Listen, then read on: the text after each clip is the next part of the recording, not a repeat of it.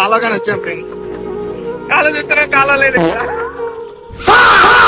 అసలు ఏమైందని video last వరకు అయితే చూడండి. మ్యాటర్ ఏంటంటే ఈ రోజు ఆఫ్టర్నూన్ నుంచి మా కాలేజీకి అయితే బంద్ ఇచ్చారు. ఇంకా రూమ్ లో ఖాళీగా ఉండి ఏం చేస్తామని అందరం కలిసి కాలాకి వెళ్దామని ఫిక్స్ అయిపోయాం. ఇంకా అందరం చక్కగా బైక్లు వేసుకుని నల్లపాడు దగ్గర ఉన్న ఎంగళాయపాలెం కాలాకైతే వచ్చేసాం. ఇక్కడ రాగానే మాకు అనుకోని టిస్ట్ ఒకటి ఎదురైంది. దాన్ని చూసి ఆడవాళ్ళ నవ్వాలో కూడా అర్థం కాల మాకు. అదేంటంటే ఇక్కడికి వచ్చి చూస్తే కాలంలో నీళ్లు లేవు.